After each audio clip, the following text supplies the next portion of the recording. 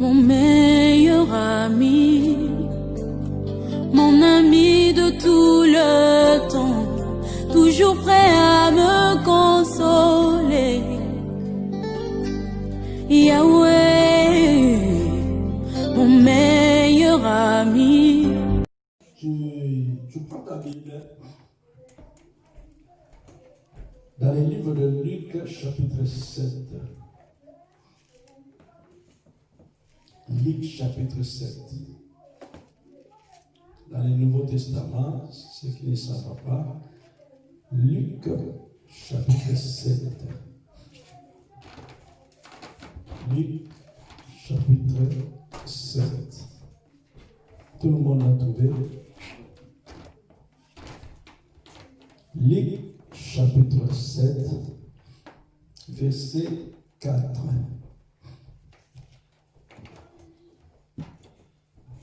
Luc, chapitre 7, verset 4. Luc, chapitre 7, verset 4. Je lis au nom du Seigneur. Amen. Ils arrivèrent auprès de Jésus et lui adressa l'instante supplication, disant: il mérite que tu lui accordes cela. Amen. Amen. Alléluia. Amen. Amen. Ok. Peut-être ça donne un peu de trouble dans l'esprit de certaines personnes, mais nous allons avancer. Ils arrivèrent auprès de Jésus et lui adressèrent d'instantes supplications, disant: il mérite que tu lui accordes cela.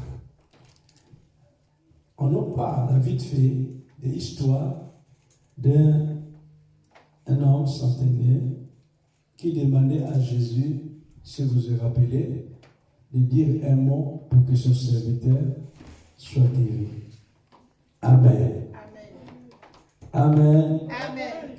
Un centenaire, un chef, qui était venu vers Jésus et qu'il a dit: je n'ai pas besoin que tu viennes dans ma maison. Je ne préfère pas que tu viennes chez moi à la maison. Dis seulement un mot. Ou non seulement un mot, déclare seulement un mot et mon serviteur sera guéri. Rappelez de cette phrase-là. Maintenant, je ne suis pas dans ce contexte-là, qui est cet homme qui avait dit à Jésus: dis seulement un mot. Même Jésus lui-même, il était étonné d'avoir quelqu'un qui a la foi, sur grande foi.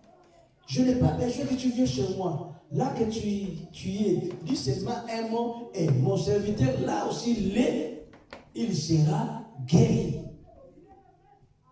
Parce que Jésus l'avait dit à cet homme: je vais venir chez toi.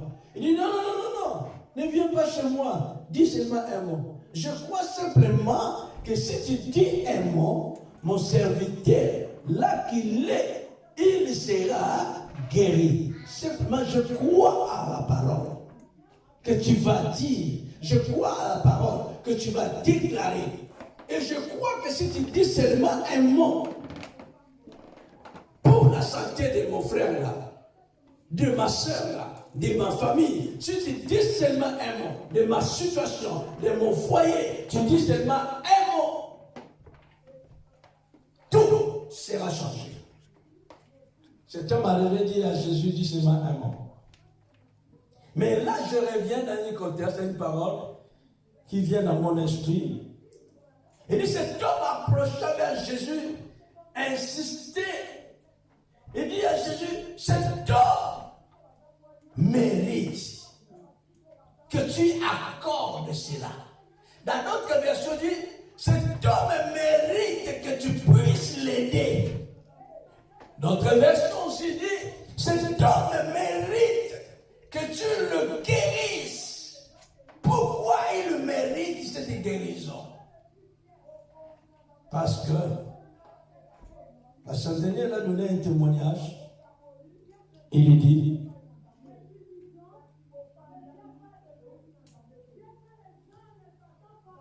Un centenier avait servi, auquel il était très attaché. Verset 2. Un centenier avait un serviteur auquel il était attaché. Il était très attaché et qui était malade. Donc, centenier, il avait un serviteur, mais qui était plus attaché à lui. Amen. Amen. Un homme qui était attaché à ses chefs. Et un jour, cet homme est tombé malade. Cet homme est tombé malade. Et le centenier qui fait la prière pour cet homme. Et a entendu parler de Jésus. Il lui envoya quelques anciens de Juifs pour les prier de venir guérir son serviteur. Ils arrivent auprès de Jésus et lui adressa d'instant de supplication, disant: il mérite que tu lui accordes cela. Pourquoi? Car il aime notre nation et c'est lui qui a bâti notre synagogue. Amen. Amen. Les hommes sont venus dire à Jésus: cet homme-là qui est malade, il est attaché au centenier. 2, il est malade. Il mérite d'être guéri. Pourquoi il mérite d'être guéri? Parce que il aime notre nation. Et c'est lui qui a bâti la synagogue. C'est profond. C'est profond. Est-ce que toi tu aimes cette nation? La nation que tu habites, est-ce que tu aimes cette nation-là? Est-ce que tu contribues à l'avancement de la nation que tu es aujourd'hui? Amen. Amen. Je vais revenir, je sais, là que je suis en train de partir. Cet homme donne un témoignage. Il dit: cet homme, il était attaché à son chef. Est-ce que toi tu es attaché à Jésus? Est-ce que tu es vraiment attaché au Seigneur? Et cet homme, quand il est malade, et les gens viennent intercéder, les gens sont venus implorer la grâce de Dieu pour que cet homme soit guéri. Ils ont dit à Jésus: cet homme mérite que tu l'accordes sa grâce, ta grâce. Tu l'aimes, tu le guéris parce qu'il l'aime. Mon aimé, c'est se donner. Cet homme, il se donne pour cette nation. Il contribue pour cette nation. Pour que cette nation avance. Pour que cette nation progresse. Lui contribue. Il aime notre nation. Il se donne. Et c'est lui qui a construit. Qui a bâti. Il y en a beaucoup qui sont dans les nations aujourd'hui. Tu habites dans cette nation-là, mais tu n'aimes pas cette nation. Tu travailles dans cette nation. C'est dans la nation-là que les hommes là t'ont réussi. Ils t'ont donné le séjour. Ils t'ont donné la nationalité. Ils t'ont donné le mariage. C'est là que tu as trouvé une femme. C'est là que tu avais trouvé un homme. C'est là que tes enfants sont nés. C'est là que tu as trouvé un jour un embauche. Mais tu n'aimes pas cette nation. Les résultats, tu les détruis. Tu les casses. Tu ne fais n'importe quoi. Tu ne respectes pas la loi. Oh non, je suis enfant de Dieu. Oui, tu es l'enfant de Dieu, mais tu dois respecter. Le consigne est donné, le principe. Parce que ton bonheur dépend là que tu es. Amen. Alléluia. Amen. Ton bonheur dépend de la nation que tu es. La Bible dit là que foulera la plante de tes pieds. Dieu t'a donné. Donc je suis en France. C'est la France que Dieu m'a donnée. Amen. Alléluia. Amen. Donc mon bonheur à moi dépend de cette nation. Amen. Alors pour que je vive cet bonheur, je dois aimer cette nation-là. Alléluia. Amen. Tu dois aimer la nation et tu dois contribuer pour cette nation. Amen. Alléluia. Amen.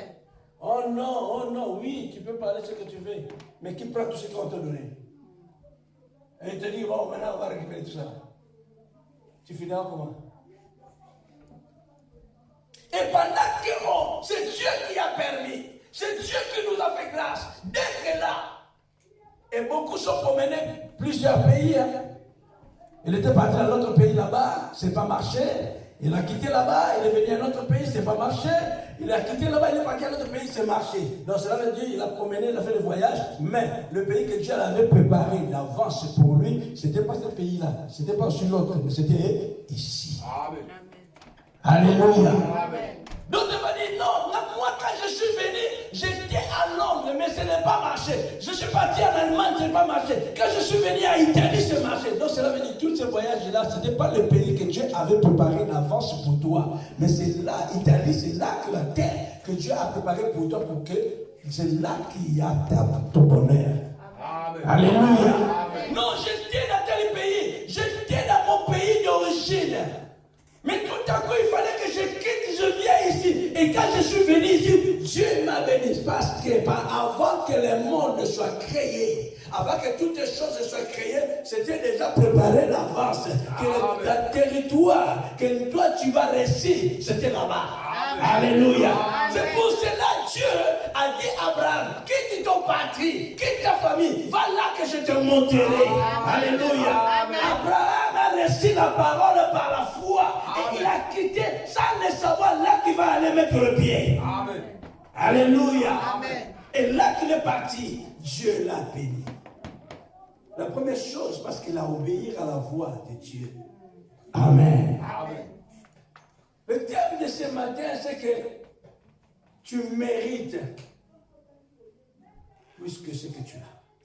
Amen. Alléluia. Amen. Tu mérites pas ce que tu as là, mais tu mérites plus que ce que tu as. Amen. Alléluia. Amen. La vie que tu as, je veux que tu arrives à comprendre cela.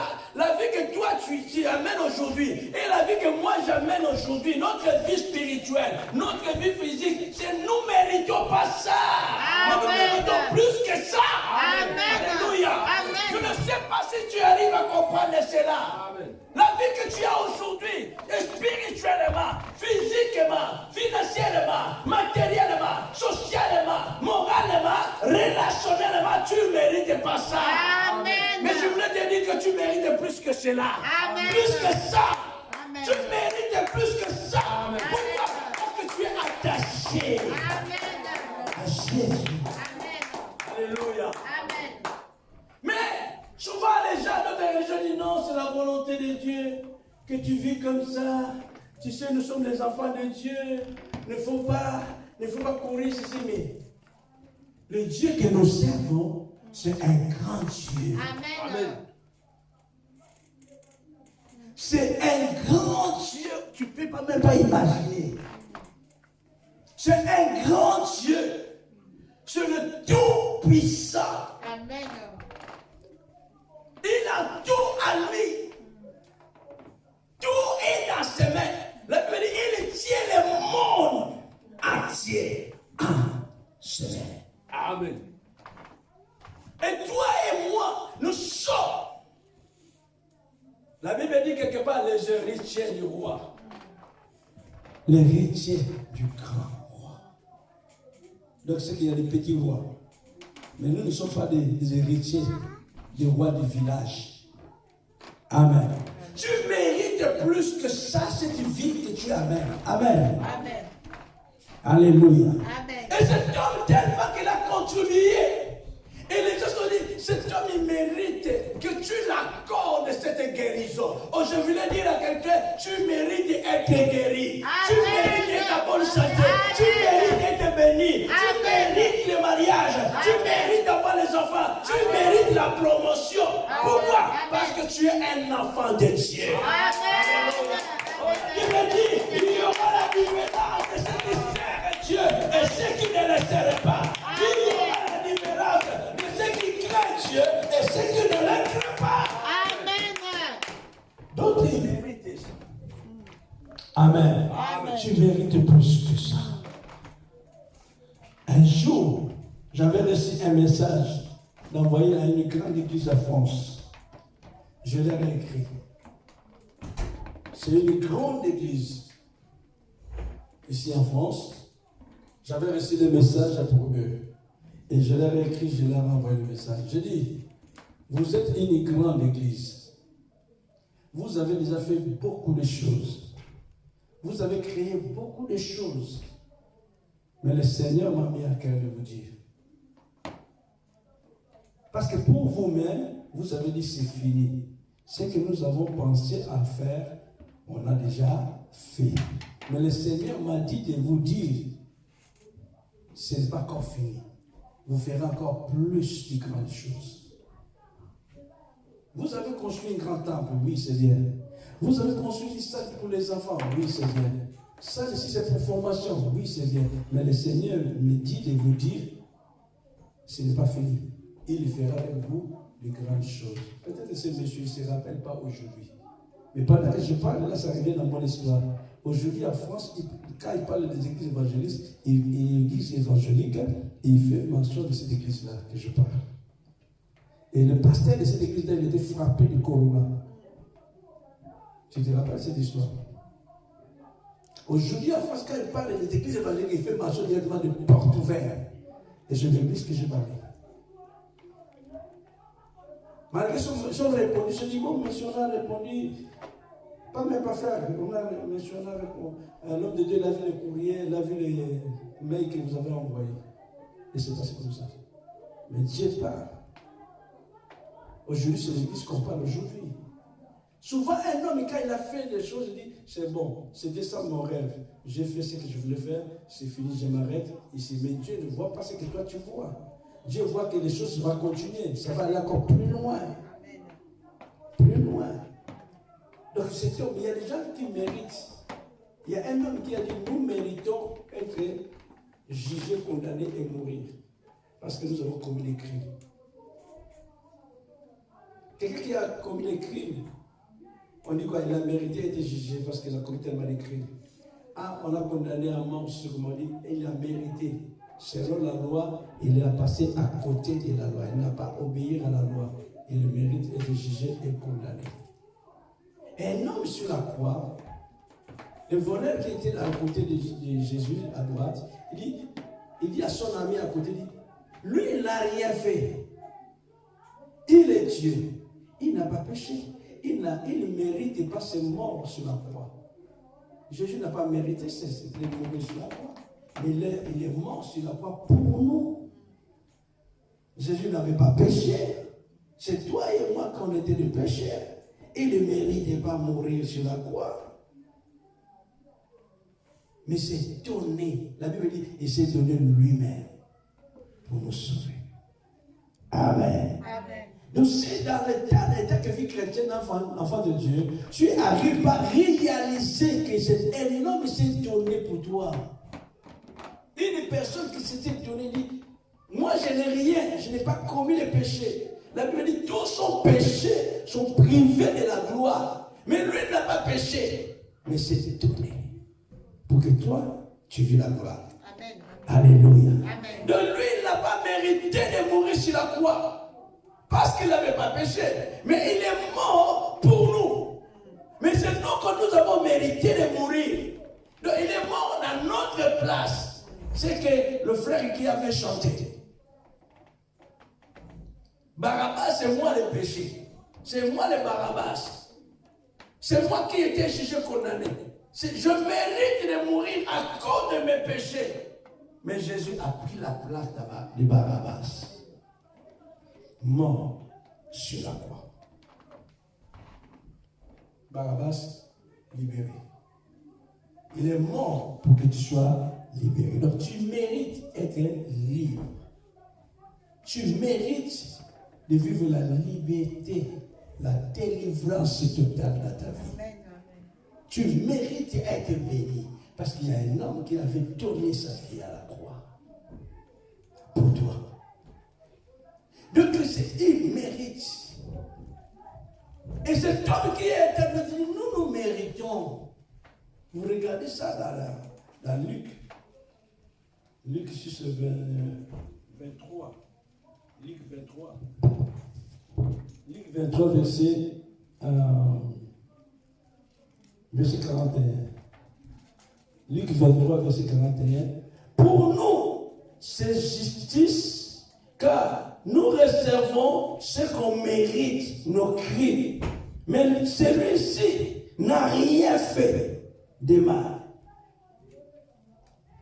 Voilà ce que le criminel a dit à côté. Pour nous, c'est justice, car nous recevons ce qu'on mérite, nos crimes. Nous méritons nos crimes. Mais celui-ci n'a rien fait de mal. Et il dit à Jésus, souviens-toi de moi quand tu viendras dans ton règne. Nous avons commis des crimes. Nous méritons cette justice. Mais lui, il ne mérite pas parce qu'il n'a pas fait du mal. Amen. Donc, il y a d'autres personnes dans le monde qui méritent ce qu'ils vivent. Le résultat de leur choix, par exemple. Tu souffres, tu mérites cette souffrance par rapport à tes comportements ou par rapport à ta marche. Et les choses que tu vis, les conséquences que tu vis, c'est toi-même qui l'as cherché. Mais tant qu'un enfant de Dieu, tu mérites être bien dans ta vie.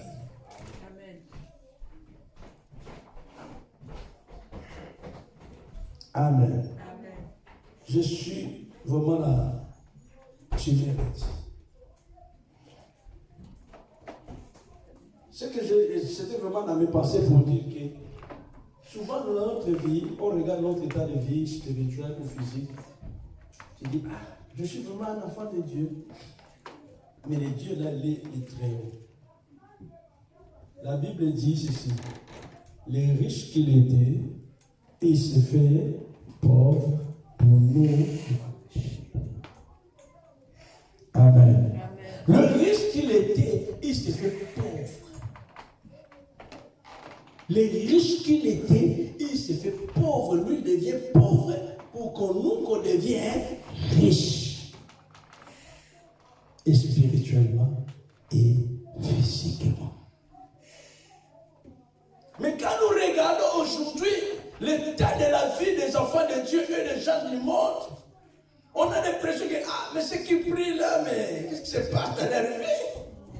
Mais ceux qui ne prient pas, comment leur vie comme ça s'avance? Mais nous prions, mais pourquoi on n'arrive pas à voir ça? La Bible dit, mon peuple périt par manque de connaissance. Mais si tu y as la connaissance, tu vas refuser les catastrophes que tu vis dans ta vie. Non, je ne mérite pas vivre cette vie. Je ne suis pas n'importe qui. Amen. Je suis un enfant de Dieu. Je ne suis pas ce que vous dites que je suis. Je ne suis pas ce que le monde dit que je suis. Je ne suis pas ce que le diable a dit. Ce que mon père a dit, ce que ma mère a dit, ce que mon frère, ma soeur, mon cousin, ma cousine, ma nièce, mon neveu, mes amis, mes collègues disent que je suis. Mais je suis ce que la Bible dit. La Bible dit que je suis héritier du grand roi. Et il y a des héritiers sur la terre. Comment tu dois être sur la terre? Alléluia. Et il y a qu'un enfant de Dieu. Quand tu marches dans la rue, comment tu dois marcher? Est-ce qu'un enfant de roi sur la terre là, marche comment dans les désordres? Est-ce que l'enfant de roi, un enfant de président, tu le vois comment? Avec des gardes de corps, bien habillés, bien chic, et présente son père. La Bible dit que nous sommes des ambassadeurs sur la terre. Amen. Un ambassadeur, vraiment, comme tu es là, ambassadeur. Amen. Quand tu dis aux gens, je suis ambassadeur, un frère, dis aux gens que je suis ambassadeur sur la terre. J'ai une mission sur la terre pour réconcilier le monde et le ciel, pour réconcilier le monde, les hommes avec Dieu. Alors, mes frères, laisse tomber. Qu'est-ce que tu es en train de chercher là? Tu es ambassadeur. Ambassadeur, c'est ça? Hein? Mais il faut prouver le monde que je suis un ambassadeur. Je suis un homme de valeur, une femme de valeur. Une femme de valeur, elle ne parle pas n'importe quoi. Il n'est pas dans les milieux, parler, il n'y a rien. Mais une femme de valeur, quand tu le vois, bien posée, tranquille. Comme notre Ivoirienne l'a dit, une force tranquille. Vous le connaissez, non? Il dit une force tranquille. J'ai une force tranquille, bien posée et stable. Tu le connais? Oui, qui avait remis. Le frère de la sœur de Makoso. J'ai une force tranquille, posée et stable. Quand tu viens, je la réponds directement. Et tu dois refuser certaines situations dans notre vie. Non, ça là, non. Cette vie-là, non, je refuse. Je ne mérite pas cette vie. Je ne mérite pas cette situation. Oh non, c'est la volonté. Quelle volonté? Quelle volonté de Dieu tu veux me dire? Quelle volonté de Dieu? Je veux simplement révolutionner les esprits de certaines personnes. Oh non, bon, tu sais, hein, bon, c'est la vie, hein. Tu sais, la vie, ça devient difficile, hein. La France aussi, ça devient difficile, hein. Bon, je prends seulement même. De toute façon, je n'ai pas l'argent. Je n'ai pas l'argent, bon. J'ai vu une voiture, là, ils vendent ça à 400 €, mais. Vas-y, à 400 € toi-même, tu regardes. Je prends quand même. Pour débrouiller. Et il y a un frère qui a dit, si tu dis toujours le provisoire, tu resteras avec le provisoire. Amen. Si tu vis avec des provisoires, en attendant, tu resteras avec des provisoires et en attendant. Non, j'achète cette voiture en attendant. Mes voitures de l'entendant, tu as tapé 2 ans avec. Tu fais que réparer. Tu peux même maigrir à cause de réparation. Oh non, j'ai pris cet appartement en attendant. Parce que je ne voulais pas dormir dehors. Je suis resté pendant 15 ans. Parce que tu veux toujours provisoire en attendant, tu resteras avec des entendants. Mais d'autres personnes, ils achètent pas ce qui est en attendant. Ils achètent ce qui est vraiment terminal. Amen. Amen. Alléluia. Amen. Il dit, je mérite ça. Mais tu mérites ça, mais tu n'as pas. Mais mets ta foi, active ta foi. Amen. Alléluia. Amen. Mais la tête en eau, active la foi. Non, je refuse cette situation. Je refuse cela. Je ne mérite pas cette maison. Je ne mérite pas cet état de vie. Je ne mérite pas. Ce que je mérite, tant qu'un enfant de Dieu et tant qu'un roi de Dieu, je mérite tel niveau de vie. Amen. Telle dimension de l'onction. Amen. Alléluia. Amen. Il y a un moment dans la vie, il faut risquer.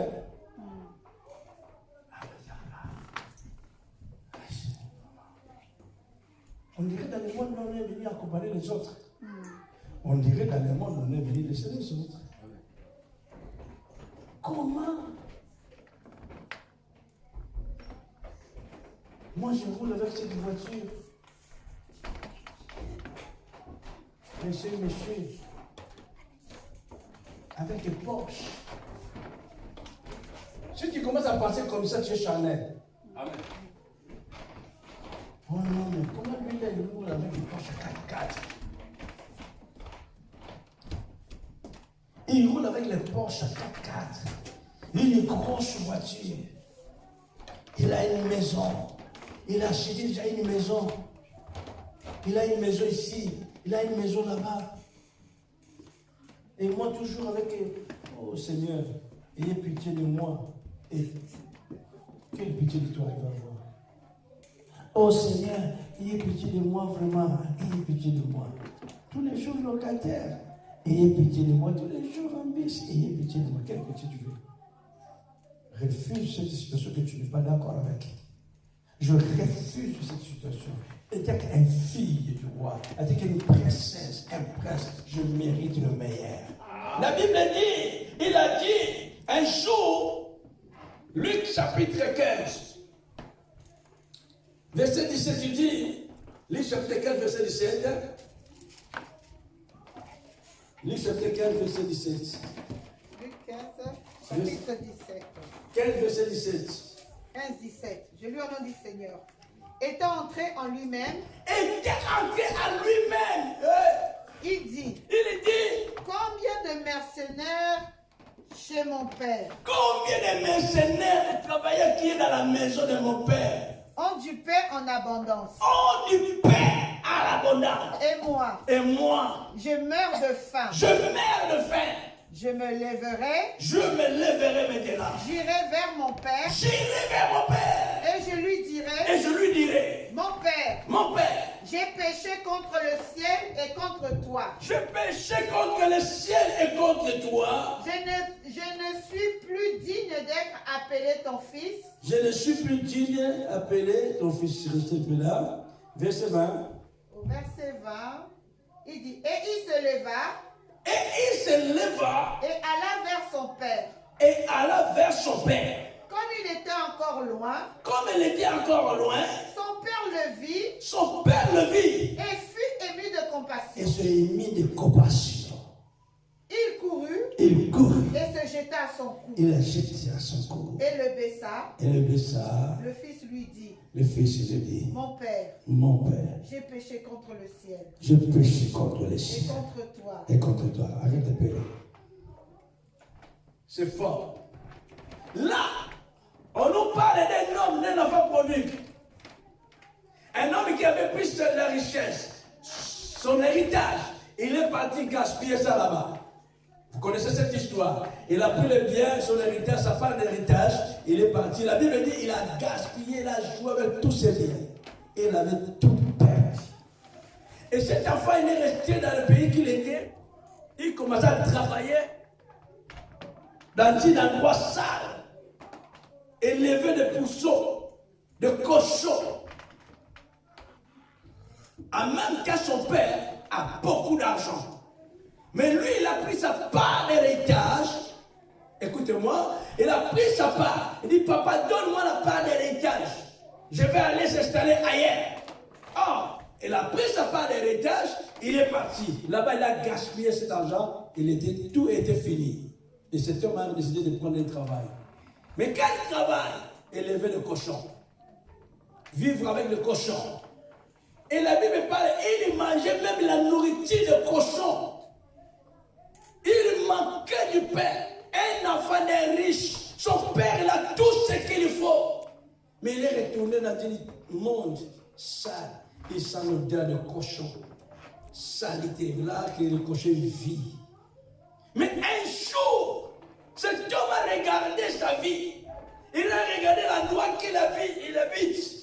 Avec des pourceaux, avec l'odeur, avec les saletés qui étaient là, le petit bête qui tourne à gauche et droite, le moustique et tout. Il a regardé et dit non, dans la maison de mon père, il y a des mercenaires, il y a des travailleurs, ils ont du pain à l'abondance.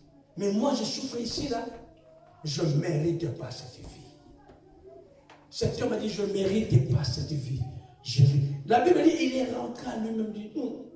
Ceux qui travaillent dans la maison de mon père, ils ont du pain en abondance. Et moi, je vis, je mange même les choses de pourcents. Je ne mérite pas cette vie. Tu es un enfant de Dieu. Tu vis seulement avec le restaurant du cœur. Bac alimentaire. Oasis. Tu vis seulement avec un nom. Il faut que je parle à bac alimentaire. Chico. Comment ça s'appelle là-bas? Banque alimentaire, restaurant du cœur. C'est pour ceux qui vivent dans la difficulté, c'est pour ceux qui sont une vie dans la précarité. Mais toi tu travailles, ton mari travaille, toi tu travailles. Vous avez tout ce qu'il faut. Tu fais quoi à la banque alimentaire? Tu fais quoi à Oasis ou Oasis? Tu fais quoi à la restaurant du cœur? C'est pour ceux qui dorment dans la rue. C'est pour ceux qui ne travaillent pas. Pour ceux qui n'ont rien du tout. Mais cet homme a regardé et dit non. Chez mon père, il y a tout ce qu'il faut. Pourquoi je dois dehors? Je vais retourner chez mon père. Et quand je vais arriver chez mon père, je dis à mon père, j'ai péché contre toi. Et contre le ciel, parce que j'ai gaspillé. J'ai péché contre toi. La Bible dit, cet homme se lève. Il dit, je rentre chez mon père. Parce que la vie que je vis là, je ne mérite pas. Souvent, les enfants qui fuient la maison, qui fuient là, quand ils tournent, il y a un moment, ils décident de retourner dans leur maison. Mais quand ils retournent, ils n'osent pas rentrer, ils dorment devant la porte. C'est le voisin qui va vous dire que non, un tel est là. Parce qu'il n'ose pas, il est conscient, ce qu'il a fait, c'est mal. Mais là, la conscience vient en place. Il dit non. Ce que je fais, je ne pense pas que mon père va me pardonner. Je ne pense pas que ma mère va me pardonner. Allez, il reste dehors. Jusqu'à ce que quelqu'un va me trouver dehors, il va vous dire, mais il y a votre fils ou votre fille, il est dehors là-bas. Ah, il est là. Ah, il est retourné. Allez. Les parents ouvrent la porte, il fait quoi? Entrer. Et ce jeune homme-là aussi, son père l'a vu de loin. Et Dieu te voit de loin quand tu viens. Avec ton saleté, des habits sales. Sale, tu sens l'odeur du monde, l'odeur du péché, l'odeur des cafards, l'odeur de moustiques, de mouches, de cochons, de la nourriture de cochons. Mais le père, il était les bras ouverts. Et il a pris son fils dans les bras avec cette odeur-là. Qui est prêt à prendre dans les bras une femme rome? Un rome, tu le prends dans les bras. Je ne critique pas. Ou bien tu prends ce qui dort dans la rue, dans l'alcoolique. Tu le prends dans les bras. Si ce n'est pas l'amour de Dieu manifesté dans ton cœur, tu ne le feras pas. Parce que quand on les voit, on les juge déjà. Quand on voit les alcooliques en route, on les juge déjà. Quand on voit les clochards avec leurs chiens, on les juge déjà. Quand on voit ceux qui mettent les bottes là jusqu'ici là, on les juge déjà avec leurs tatouages. Avec des boucles d'oreilles, des chaînes partout, on les juge déjà. Mais cet homme, il n'a pas regardé. Voilà ce que Dieu fait avec nous. Dieu ne regarde pas. Mais Dieu ouvre ses mains. Oh non, je voulais dire à quelqu'un, tu ne mérites pas la vie que tu vis là. La main de ton Père est ouverte. Et le Père te voit de loin. Peut-être tu te gênes. Non, je suis prostituée. Je suis alcoolique. Je suis drogué. Je suis voleur. Je suis assassin, criminel. Mais laisse-moi te dire, la vie que tu vis là, tu ne mérites pas ça. Mais tu mérites le meilleur. Et la main de Dieu est ouverte pour te recevoir. Avec ton état, viens comme tu es. Viens comme tu es. Même si tu es le Rastaman, mais tu es un homme. Viens comme tu es.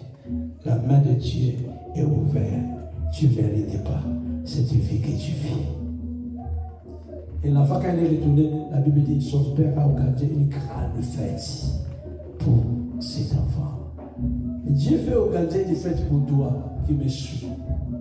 Dieu, ce n'est pas ton père sur terre là.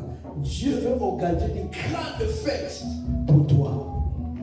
Et Dieu veut te mettre des habits neufs, des habits de gloire pour toi. Simplement que tu quittes le monde que tu es. Tu quittes là que tu es et tu reviens au Seigneur. Parce que tu ne mérites pas de mourir dans le péché. Tu ne mérites pas de mourir dans le péché. Tu ne mérites pas de mourir dans la licorne. Tu ne mérites pas de mourir dans la prostitution. Tu ne mérites pas à mourir dans la publicité, dans la drogue. Mais tu mérites la vie éternelle. Amen. Tu mérites la délivrance. Amen. Tu es malade, tu es dans ta maison. Où? Tu ne mérites pas peut-être cette maladie, mais tu mérites la guérison. Amen. Viens à Jésus. Amen. Amen. Et un homme qui est resté à la maison, le grand frère. Le grand frère, je vais finir là, mais ça n'est pas fini. Verset 31. Le grand frère qui était resté à la maison. Je lis au nom du Seigneur. Amen. Luc 15, verset 31. Mon enfant, lui dit le Père, tu es toujours avec moi. Tout ce que j'ai est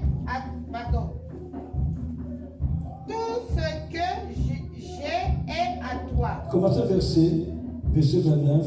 Verset 29. Mais il répondit à son père, voici, il y a tant d'années que je te sers, sans avoir jamais transgressé tes ordres. Et jamais tu n'as donné un chevreuil pour que je me réjouisse avec mes amis. Et quand ton fils est arrivé, celui qui a mangé ton bien avec des prostituées, c'est pour lui que tu as tué le veau gras. Mon enfant, lui dit le père, tu es toujours avec moi. Tout ce que j'ai est à toi. Amen. Amen. Le grand frère s'est mis en colère parce que le papa a organisé une fête pour son petit frère. Depuis je suis avec toi, tu n'as rien fait pour moi. Mais c'est lui-là qui a gaspillé ton argent, tes biens avec des prostituées. Il a fait la vie là-bas. Dans l'alcool, dans la drogue, dans tout. Et quand il est venu à toi, tu organises une fête. Voilà l'amour de Dieu. Dieu est là pour sauver ceux qui sont perdus. Il a dit à son fils qui était à la maison, le grand frère, il dit, mon enfant, lui dit le père, tu es toujours avec moi. Écoutez-moi ce que je voulais dire.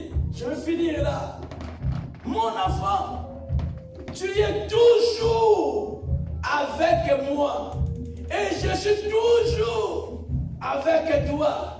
Ce que j'ai est à toi. Amen. Oh. Ce que j'ai est pour toi. Amen. Il dit, toi tu es toujours avec moi, mon fils, ma fille. Ce que j'ai est pour toi. C'est quelque chose dans la prendre, c'est quelque chose de recevoir. Ce que j'ai est pour toi. Si tu vis cette vie-là, parce que tu es encore enfant, parce que tu es encore un enfant, mais quand tu deviens fils, tu comprendras. Amen. C'est que Dieu veut dire que ressortir dans le niveau enfant, devient dans le niveau fils. Amen. Un enfant, c'est lui, il ne comprend rien du tout. Mais un fils, il comprend. Un fils, il connaît ses droits. Il sait que ce qui est du Père, c'est à moi. Jésus a dit, mon Père et moi, nous sommes un. Amen. Alléluia. Amen. Mon Père et moi, nous sommes un. Ce qui est à mon Père m'appartient. Ce qui est à moi appartient à mon Père.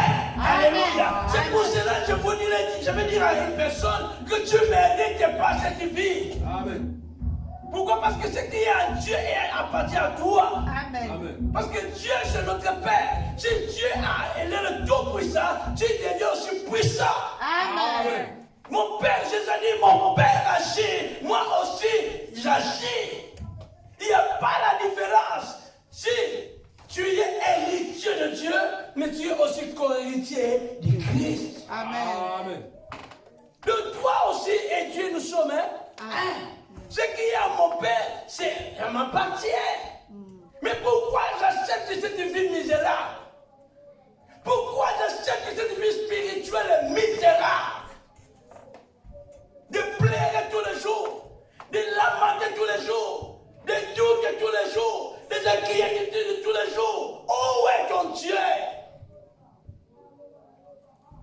Si tu es enfant de Dieu, refuse aujourd'hui de vivre cette vie-là. Les choses que tu aimes, quand tu dis non, ça c'est pas pour moi.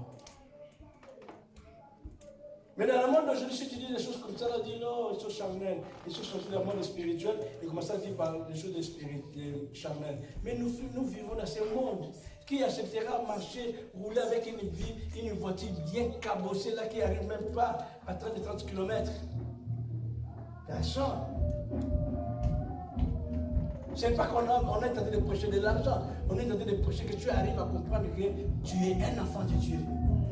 Tu n'es pas n'importe qui.